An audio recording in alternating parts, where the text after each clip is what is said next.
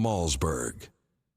All right, ladies and gentlemen, welcome back. Last week there were a slew of stories, basically all in one day, based on remarks made by Pope Francis about the church and about some of his views, and they made headlines all over the place, and I figured who better to talk about it all than our friend Bill Donohue, the president of the Catholic League. Always great to see you, sir. How you doing, Sorry, my hands are cold. It's chilly in here, but I like it cold in here. There you go. All right, so first of all, let's start with, one thing, as you and I have talked about, the media. When the Pope resigned and the new Pope was being chosen, will he allow priests to marry? Will he change the rules of the church? Will he allow women as priests? Blah, blah, blah. But he did make remarks that left, I don't know, I interpreted them. Maybe you could set me straight. When it came to priests marrying, did he leave the door open for possible change on that? First of all, when Cardinal Egan left as the Archbishop of New York, he said, as he was leaving, maybe the time has come for the church to revisit this question. You have to understand the church makes a distinction between dogma, the Trinity, for example, which has no authority to change. Woman priest, off the table. Why? Because the church has no authority to change what Jesus himself had already decided. Jesus never chose his own mother to be an apostle. So we don't consider that on the table. What would be on the table is celibacy. That was basically a normative understanding in the first 1,000 years, that it was the expectation that you would be a celibate, but it wasn't enforced. Not until the 12th century did they encode it. It's kind of like no meat on Friday. These are man-made rules of the Catholic Church. They can change it tomorrow if they want.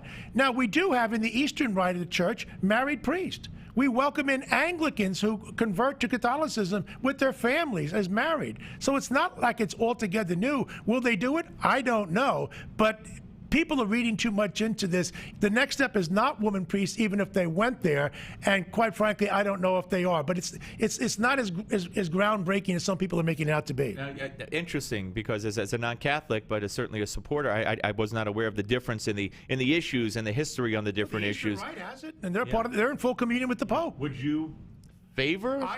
Personally, I wouldn't have any problem with it any more than I had a problem with altar girls. The problem I had with that was that's a pipeline, the altar boys, to become a priest. Did they think it through? I don't think they did. And the same thing here. The guys who remain single, are they going to wind up doing more of the work because the other guys at the soccer practice on Saturday mornings? I think they have to think things through a little bit, but certainly I wouldn't have a problem with it. They have every right to change celibacy if they want. Now, another story, maybe even dwarfing what we just talked about, was the Pope saying that God will forgive those who don't believe in God, atheists, agnostics, as long as they behave morally and live according to their consciences, and basically said that you could be an atheist or an agnostic, live that way, and still go to heaven. Well, here's exactly what he did say, which has not been reported in the media. God's mercy has no limits if he who asks for mercy does so in contrition and with a sincere heart. And at that point, then, if you are an atheist, turning to God at the end. Contrition, it means penance. It means that you recognize that you've done something wrong. Right. Okay. Look, going back to St. Augustine 1,600 years ago, the churches believed that we have the fullness of grace through Jesus. It doesn't mean that everybody else is automatically excluded. The church has never said so-and-so is going to hell. We're much quicker saying who might be going to heaven. The saints, for example. Very, very reticent on who may be going downstairs, very loud about who's going upstairs. Quite frankly, as I think, again, people have said, now there is a problem with some Catholics and Christians in general. As Benedict said at one point, are you supposed to feel like because I've been a good soldier in the Catholic Church, I ought to get to heaven, and these other people, they should be damned? As Pope Benedict says, that's not a very Christian way of thinking, that your salvation is contingent and linked somehow to somebody else's fate going the other direction. So I think the Catholic Church is basically saying there are people through grace who can come through, whether or not it's through Jesus, they themselves understand it, they can still make it to heaven. And so we don't take a literalist interpretation of that. I don't think there was anything groundbreaking there. Yes, of course, you have to be repentant in order to have your sins forgiven. And implicit in being repentant is that you, like you said, you realize you did wrong, and you're actually turning who you're repenting to. You're repenting to God. That there is a God, yes. That's why we say the hand of God is in all of us, whether or not we may realize it. Okay. Now, so you have you put into I guess better context that this isn't as big a deal as the media made it out to be with regard to the priests. It could be, but it certainly you also explained how that is separate from female priests and allowing priests to marry. Let's move on to some other, and this is a bizarre story. When I saw it from our good friends at Newsbusters, Tim Graham wrote this. Good Morning America on Sunday, of course, on Sunday. The website carried holy water may be harmful to your health, study finds. And Liz Fields reported, she was very solemn, that despite its purported cleansing properties, holy water could actually be more harmful than healing, according to a new Austrian study on holy springs, whatever that is. Researchers at the Medical University of Vienna found that holy water in the baptismal font could kill your baby. And they go on to talk about tests show that what's usually used in baptism ceremonies to wet a congregant's lips was infected with common bacteria. I mean, but who drinks this stuff? Well, not just that. I read the article, and they're talking about if you drink it. Look, any Catholic is stupid enough to drink holy water, is probably stupid enough to drink gas at the pump. This is something you know what I mean? Yeah, I mean, then I can't help you. You know, if to have a sign on the gasoline pump, do not drink it. It may be harmful to your health.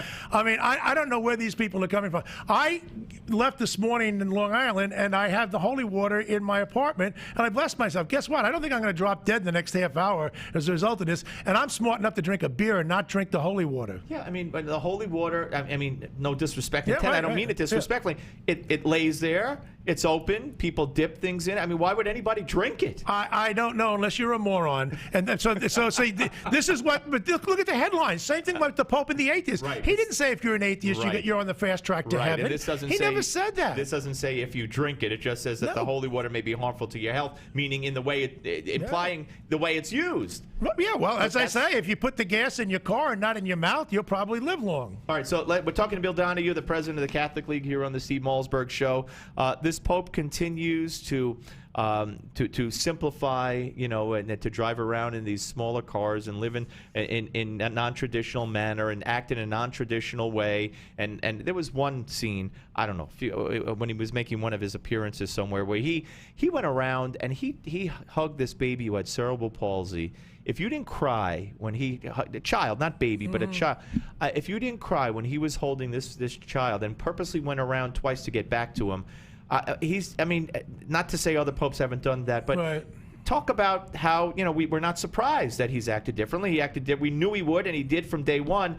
He's carried it on right up until as we speak. Well, he's definitely a maverick, and I would say this much. In one sense, I guess he has to be a little careful to understand that everything he says can be interpreted under a microscope as if it's some kind of an apostolic letter. But the media have to understand something. If the Pope is very friendly and authentic and outgoing, it doesn't mean that if he's jostling with reporters. For example, he was standing up having coffee with the reporters on a plane coming back from Brazil talking about gays and whatnot. It doesn't mean that that's an encyclical. I mean, he's allowed to speak a little bit off the cuff. I know the downside of that is people will misinterpret it, but, you know, let him be real. He's not writing, he's not crafting this thing for all time. He's not speaking in, you know, people talk about infallibility. I know of 2 decisions of the church, both dealing with our Blessed Mother, that are registered as infallible. Nobody else says that a Pope walking around, he makes infallible statements. And I think that, again, there's too much read into this. He is going to break some new ground because I think he is a maverick, as I say. He does like a little bit of novelty. Maybe he does want to shake some things up in the church. I think he should. He's shaking up the Roman Curia, which got too soft, too comfort level, and that's when corruption gets in. That was from the get-go. Absolutely. Yeah. So again, though, there's this hyperventilation on the part of some people in the church that all of a sudden is going to turn it upside down and inside out tomorrow.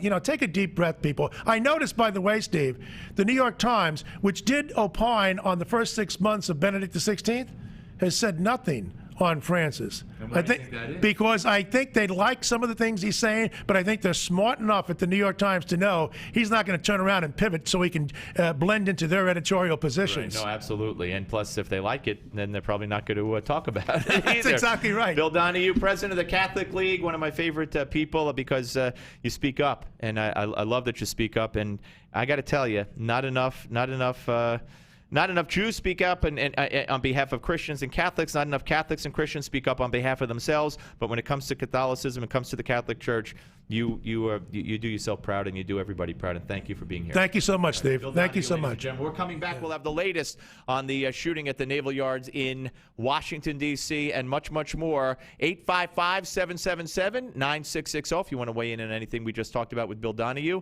whether you believe priests should be allowed to marry or not, right here on the Steve Malzberg Show, Newsmax.